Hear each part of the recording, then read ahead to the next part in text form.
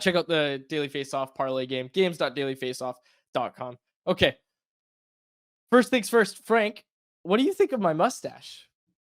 What mustache? Sorry. Okay, see, okay, I'm fine with that because the first thing I heard today was, oh, I can finally notice it, and I really don't want people to notice it. I'm not a big fan of it. I want to shave it. Seems like you're So not allowed near school zones with that thing. Please yep. get I've get heard it. shaven. I've heard it. I've heard it. I've heard it. Okay, Frank, there's some discussion in the market right now. Our pal Jason Bruff over at Sportsnet 650 threw this out today. As a Phillies fan, you saw what happened when Trey Turner got his standing ovation amid his struggles. This was brought up by Bruff. Go get Pettersson before the game, get a let's go PD chant going. Your thoughts on this? Very unoriginal.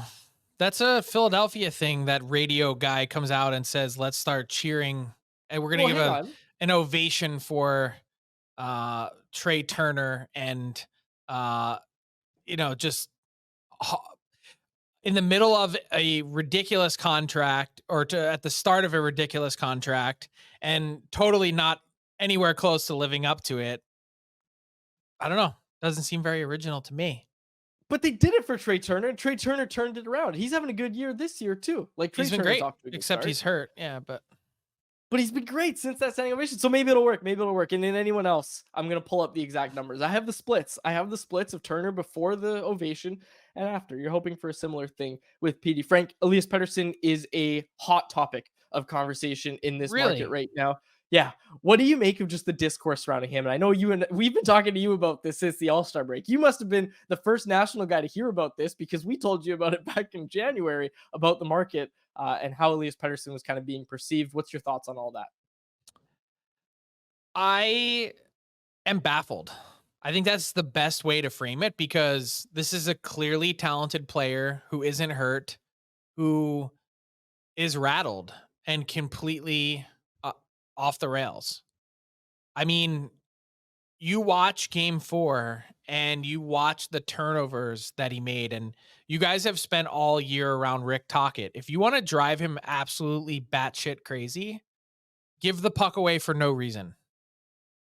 And there were at least 3 egregious turnovers where he just felt pressure, was maybe trying to avoid contact, that's what it looks like, and flipped the puck away for no reason at all.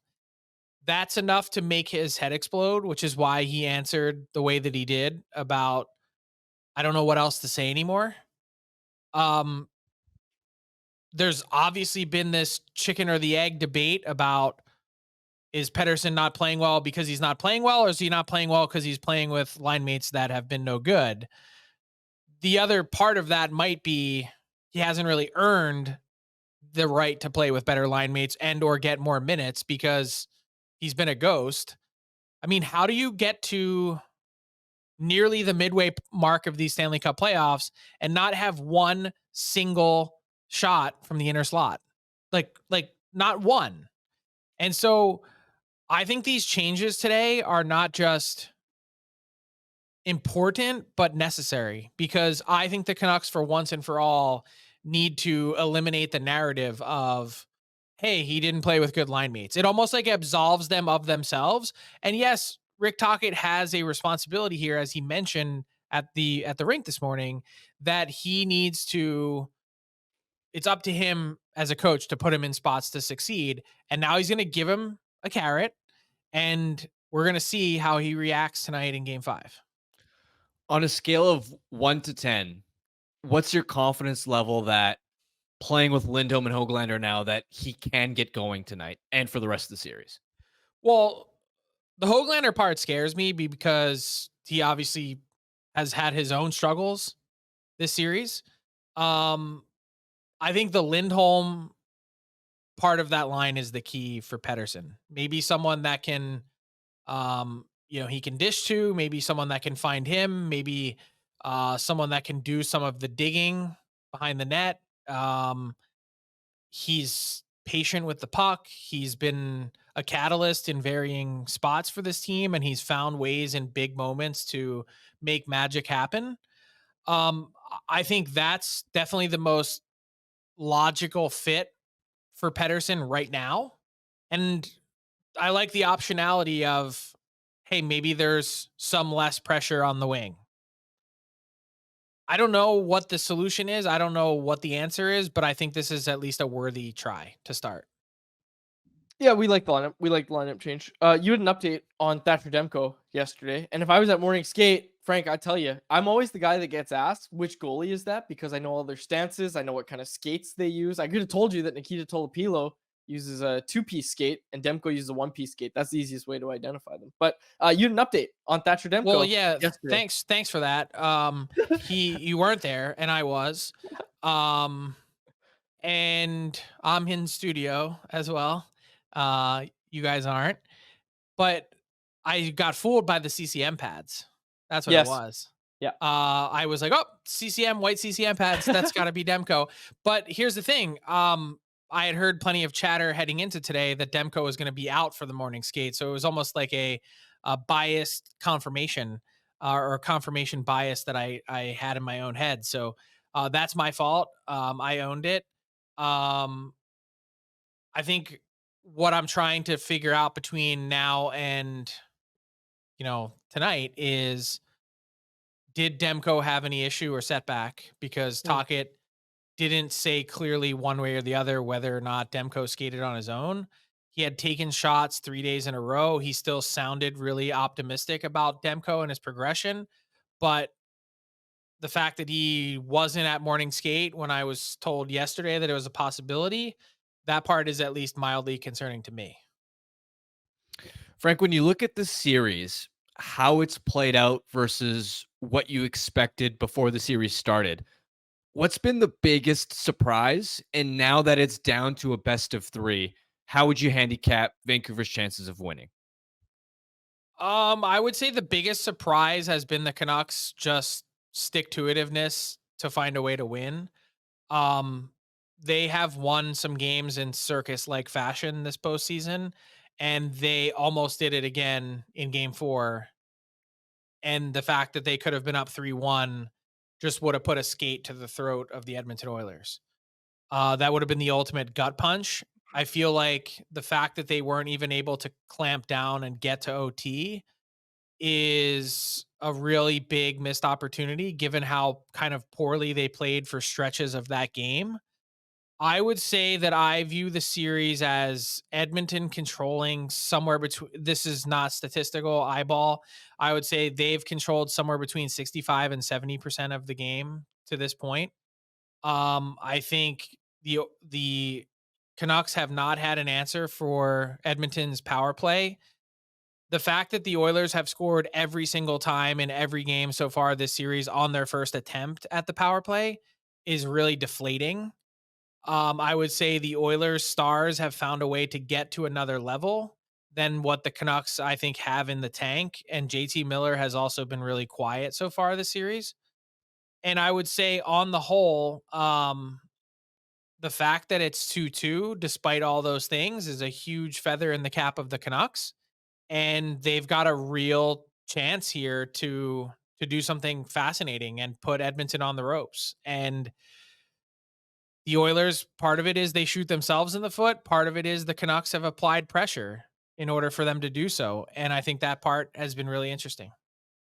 I read today 78%. I have no clue if it's true. 78% of teams that win game 5 when a series is tied 2-2 go on to win the That series. is So correct. It's even big game. higher for the road team. Wow, big game. So if Edmonton were to win, if Edmonton were to win this game, I would say there's a very strong possibility and likelihood that they close it out on Saturday. So, okay, anything else you wanted to mention about the game? Because I had more big picture questions about the Canucks players. I'll just leave it to you. Anything else you wanted to say about the game? I'm a little surprised that there were some lineup changes made up front, but not on defense. I think Ian Cole was brought here to be a Stanley Cup pedigreed player, and he hasn't been. He's been a liability this series. And I thought that, not to get you all excited and horny quads, but I thought, Juleson was pretty good. He wasn't like out of this world good, but I Yeah. think his mobility really stood out. And I'm kind of surprised that they're not swapping Juleson for Cole, but I understand why they're not. Yeah, I feel like, yeah, I mean, hey, biggest Juleson guy around, but I feel like with Cole, he's been okay. It's just that his loud mistakes have been loud. Like every mistake he's made has been a loud one. But Juleson also made that same one that he made in that game against Tampa Bay where the Canucks went on to lose. That had a big game feel. He made the exact same mistake where he stepped up in the neutral zone. Again, just a big moment. You're hoping that Cole, I guess, can settle everything down. Okay, I wanted to ask you more about big picture wise. With Nikita Zadorov, we're seeing him play out of his mind. We're seeing Elias Lindholm even play a lot better than before. How much and I guess on the other side of that, Philip Hronek not playing well at all. How much do playoff performances right now at this time of year affect you going into free agency as a player? Oh, I think pretty significantly. I mean, look at the deal Val Nichushkin signed coming off of the Cup. Look at pick a player in the league. If you're a monster big game player, it's adding you significant dollars to your wallet. That said, I think big picture is really important. And I know a lot of people are bullish on Zadorov, and rightfully so. And this is not actually a commentary on Hronek at all. It's just my point is there's a ton of recency bias that comes with a run like this, right? And yes, maybe someone of Zadorov's size and skill set is important when it comes to the playoffs, especially if you are potentially, and I don't know what they're going to do, but what happens with Tyler Myers, right? Like you need size on your back end. But I think in the grand scheme, the big picture, I still think Zadorov is a 4-5 in the NHL. And to get lost in the sort of dazzling playoff performance and frankly some goals that he scored, humongous moments for this team, but Yeah. really shouldn't have gone in. I'd say most of them. Um, you just don't want to get lost in that when you're committing significant term and dollars. And so that's what he's looking for. I think he thinks he can get 6x6. I think that's a really tall ask based on what he actually is, but that's just my read on it. And with some of these guys, beauty's in the eye of the beholder, right? Like it's not always there's multiple things moving around the chessboard, if that makes any sense. Shifting back to tonight's game, how confident do you truly think the Oilers are in Pickard? He was solid in game 4, but didn't really get tested much with the Canucks not generating a lot from the inside. If the Canucks are able to get more inside looks, how confident do you think the Oilers are in him, and how confident are you in him? I think the Oilers are pretty confident in him, certainly more than I am. I think he makes even the routine look like an adventure at times. And I think it was just a hell of a spot to put him in. He mentioned today in the room after morning skate that he was definitely more nervous last game than this one to get that first playoff start out of the way. So he should maybe settle in a little bit. At the same time, I think in the back of the Oilers' head, you're always thinking long game, right? Like you're thinking, yeah, it's great. We need Pickard right now because he's accomplishing for us something that Stuart Skinner hasn't been able to do, at least in one game. But I don't think they can beat, if they were to advance, the Stars or the Avs next round with Cal Pickard and net. They have to go back to Stuart Skinner at some point. So this game is going to be really a strong indicator of what happens next. If the Oilers win, you're obviously sticking with Pickard. If the Oilers lose, it depends how they lose, really, to decide what happens for game 6. Is it a 2-1 game? Did Pickard play well? If they lose 6-5, I think you've got both teams asking questions. Is it Demko time? Is it Skinner time? And it's going to be a really fascinating way to see this game develop. I don't want to speculate, but it just feels like the Canucks are. Again, I don't want to speculate. I don't want to get too conspiracy theorist over here, but Canucks lose a game. Oh yeah, Thatcher Demko's developed a lot over the past 72 hours. He's progressed a lot over the past 72 hours, is what we hear right after that. This was always the plan, dude. I what do you mean? tweeted it Are you insinuating that like they're gonna push him back and they've been ramping up their public commentary to then make a play to put him back in the net? Yes. Like seriously, go check my Twitter feed from 10 days ago. And when I tweeted game 6 and 7, distinct and realistic possibilities. And I said, the next week's going to be critical. And I said, he's going to begin taking shots on Monday, which he hit that timeline, has now taken shots 4 days in a row. Just confirmed while we were talking, got a message, no setback with Thatcher Demko. Everything's all good. Where's the conspiracy? Okay. It's so exactly what I laid out for you. Yeah, no, it is. It is. So what I'm going to push back a little bit on is the idea that if Shelovs doesn't play well tonight, that, oh yeah, then they have a decision to make or start to think about. I think Demko's even healthy, if Shelovs does play well and they lose, they have a decision to make. That's my point. That was my point. And that was what I was pushing back on, was just the fact that I think as soon as Demko's healthy, and I love me some Shelovs, as soon as Demko's healthy, he's your guy. Like, as soon He as he's should ready be, to go, as long as you he's your get guy. clearance from doctors that he doesn't have the ability to injure himself any further. I'm sorry, but if you're telling me I can put in one of the 3 or 5 best goalies on the planet, I'm putting him in, who, by the way, has unbelievable numbers against the Vancouver Canucks in his career. In the 919 Oilers, yes. save percentage. Yes. Like, yes. I'm sorry, every single time I'm doing it. Yeah, undoubtedly. I absolutely agree with you. I don't know why Frank, people are like, oh man, they're gonna rush him back. They're gonna do that. Like, you only can do what you can do. If he's not capable, he's not gonna go in himself, because no one wants to go into a series and have their team's game hinge on you playing like absolute shit because you can't move your knee. Yeah, I like it. I like it. He's gonna be good. He's gonna be good when he comes back. Like, I have no doubt. It's, again, we've seen him come back from a similar injury just a month ago. So I'm looking forward to it. I'm looking forward to seeing Thatcher Demko back in the Vancouver net. Hopefully they can do that by game 6. But again, we don't know just yet. It'll be interesting to see. It's gonna be a good game. I can't see your tonight. chat. So how many people are shitting on me today? Nope. Someone actually called you the biggest Canucks supporter of national reporters. I would just say I've seen my feed and I've never seen this many people be like, look at, like, whether it's a meme about me and the Oilers or whether it's the other stuff that they're sending me.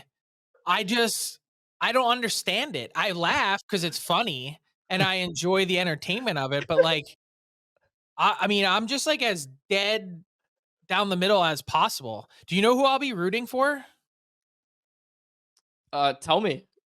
Whoever wins tonight, that they win Saturday. That's what I root for, because I want to go home. Yes. So yes. I do not care who wins or loses. I've said it a million times. This job is stressful enough. If I start worrying about who wins and loses, I'm going to lose literally whatever I have left. And this is the thing. This is what I've been saying the whole time. We work for the Nation Network, Frank. Our interest is Oilers Nation and Canucks Army. Whoever wins this series, that's who we're rooting for. Well, that's who I'm rooting for. I'm not going to speak. I don't root for anyone. I root for 5-game series. That's what I root for, so that I could go home.